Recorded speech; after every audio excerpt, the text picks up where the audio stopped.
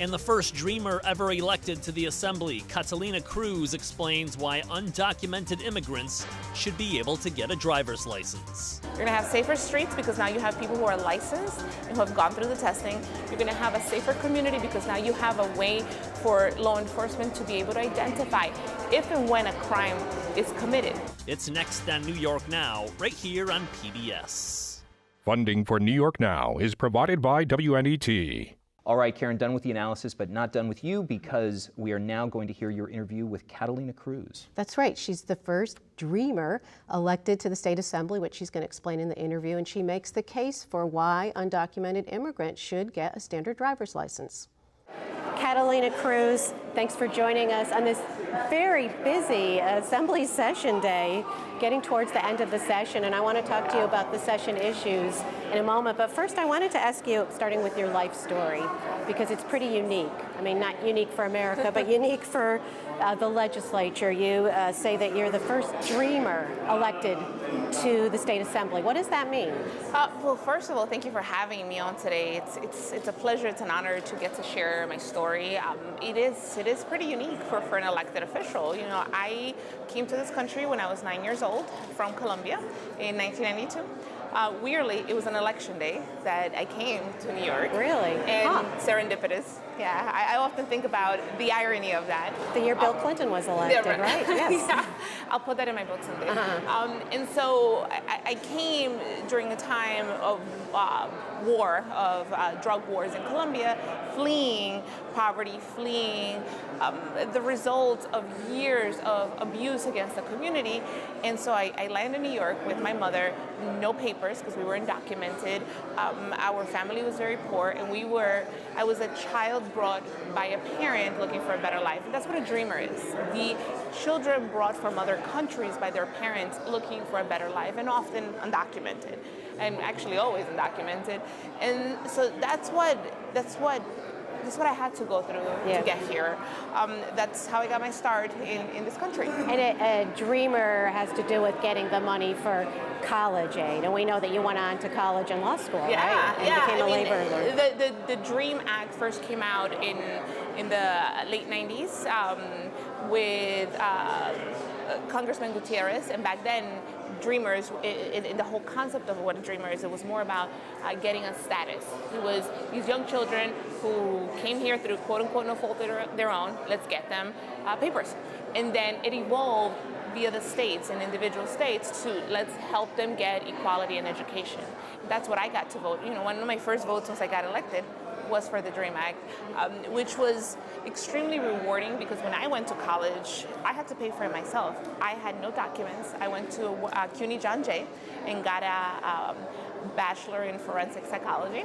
And I'm very proud of all the work that I had to do, but it was exhausting. I had 2 jobs sometimes, working 5-6 days a week, going to school 5-6 days a week, and I got to vote so that no other young undocumented child, because when you're 19, you're still a child, has to go through that. Now, how did you ultimately become a citizen? My ex-husband. I married my high school sweetheart. I was with him 11 years, and he helped me go through the process of becoming a citizen. So one of your priorities now in the session is getting undocumented immigrants able to get a standard driver's license. Do you think that that's going to be approved this year? I'm very hopeful. I think New York has claimed to be for far too long that we are a progressive state, yet some of our policies are less than. And so I think now that we have a Democratic Senate, a Democratic Assembly, and a Democratic governor, we're out of excuses. Like, what's the excuse at this point? You know, this is a driver's license, a piece of identification that is not going to confer anything else other than a driver's license. Not status, not the ability to travel to another state, not the ability to travel to another country. It's simply driving in New York. And it doesn't even, the law itself doesn't even grant you an automatic license. All it does is give you a chance at a license, just like you and I would have a chance at getting a license. I myself never got one when I was undocumented because I couldn't. And so that drove my family into deeper poverty, deeper inequality, and deeper fear of just being out and about in our own community. As you know, the bill has opponents, and I know you're working to dispel what you say are some of the myths. You even made a video about that. And one of the things opponents are saying is that it could lead to criminals getting licenses, or it could be a backdoor to illegal voting because people could use the license, even though they're undocumented, to go and vote. Is that a worry? Absolutely not. Let's talk about the voting first. You can have the license, but if you're not in the voting rolls and the voting records, you're not going to be able to vote. You're just not. It doesn't function that way. People need to stop spreading right out lies about how voting works. You have to be a citizen. You have to be registered. You have to be able to show up at the voting booth and your name be on the rolls. This is not going to automatically put your name on the rolls. It doesn't work like that. And when it comes to what it's going to do for criminals, well, it's actually going to help law enforcement, because now law enforcement can know who is this person they're stopping. Because right now, if you have a criminal person, a person who's committed a crime, who may be undocumented, who doesn't have a piece of identification, the cops don't know who this person is until they run, the gamut of through their computers and all these systems. They don't know who the person is.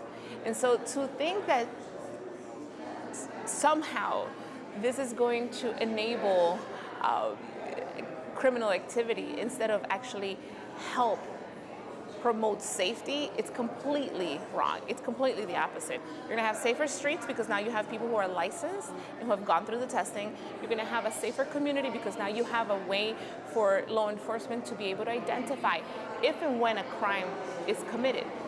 And you also have a safer community because now you have a community that doesn't have to fear that if and when they are stopped by law enforcement, that their status is what's going to get them stopped, is what's going to get them arrested. What about people who say, well, now when I apply for a new driver's license, I need to show my passport, I need to show proof of where I live, and here are people who aren't documented that have to show a lesser standard of proof. It's not fair. Well, that's actually what happens right now. There are two types of licenses. One is the one that complies with the federal regulations to have to be able to travel from state to state, and one is your good old driver's license for the state of New York.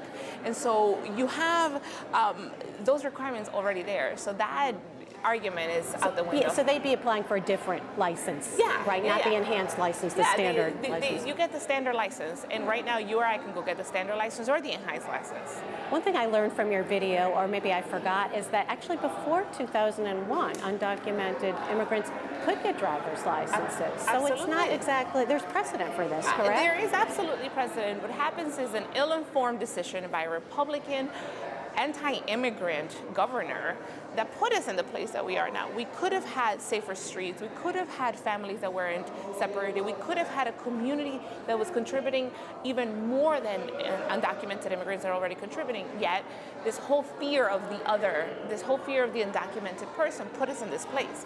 And so we have states that are much less progressive than we are with driver's licenses for undocumented folks, yet we can't get it together. As long as we're talking about the subject of immigrants, I wanted to ask you about President Trump, who is from Queens, and you represent a district in Queens, and as you know, he's based his campaign partly on antipathy to some immigrants. Have you noticed effects of his rhetoric in your community or for you personally, or a change in the atmosphere in the last couple of years? In our community, I think what it's done is it's brought us closer. Every time he says some idiotic thing on Twitter about immigrants, about Muslims, about women, about anyone for that matter, my community will just get riled up and we'll plan things and we'll do this event and we'll do that town hall. We just actually, it brings us closer because we understand that all politics are local and our ability to protect our community really is based on what we do locally rather than what he does in the White House. But on a personal level, I mean, I have my own little following of trolls on the internet that... Really? Oh yeah, no, I've had death threats, I've had insults, I have people telling me to go back to my country, all that stuff, but these are all people that are hiding behind a computer or a phone that are not going to come out and do much. But that's new. Yes. Yeah, this is your first term in office. Wondering, what your impressions are of the legislature? Is it better than you thought, or is it worse than you thought? Are there things that are frustrating? Well, I remember that prior to me coming here, the history of what our legislature has been able to do is not great. Well, we had a divided legislature, yes, Republicans in the Senate, Democrats in the Assembly. Assembly. The stories that you would hear on the outside, and I have worked in Albany, I actually worked on the second floor for a very long time for the governor, and so my view was a little bit different of how work got done. Once I got in and we have this more united front of Democratic leadership, it's been great. It's very long hours, really hard work, really good community work, but it's been good. And I think my colleagues and I are more or less aligned in values. We might have some differences of opinion on how to get to them, but I think we all are working for the working class, the middle class, making sure that people can exit poverty, making sure that we have health care, better rent laws, that we have immigrants that are protected. I think we have these basic values that just make working here that much better. Well, it's true. You're all Democrats in the Assembly, but some of them are, older, let's say, maybe more traditional Democrats. Is there any friction with that? I think I wouldn't call it friction so much as a different path to the same goal. And so the way in which they're used to doing things and the way in which we want to do things doesn't always align. And so there will be conversations about what is the best avenue. And sometimes they are right, and then the way to do things will always be the way to do things. And sometimes we're right, where a little bit more progress on how to get to the same goal is beneficial. So we've got about 5 weeks left of session, right? Oof, and yeah. lots of activity going on, as we can see around us. So what are some of the things you think really you would like to see done before you guys leave? So I'd like to see our rent laws strengthened and renewed. That's right. They expire June 15th. Yes. So I want to see that happen. I want to see driver's licenses for all happen. I want to see, I have a particular bill that I introduced that would criminalize wage theft. So if an employer steals from his workers, he goes to jail. It's no longer going to be a civil penalty. Simply, you are going to face criminal penalties, because for far too long, poor people have had their wages stolen with not much recourse. And so those are the things that I'd really like to see. I'd like to see those three things happen. And if they happen, I'm going to be like, all right, we're good. All right. Well, we'll check back with you June 19th. Thanks for joining us on this busy day. Really appreciate it. Should undocumented immigrants be allowed to obtain a driver's license? That's this week's poll question at nynow.org.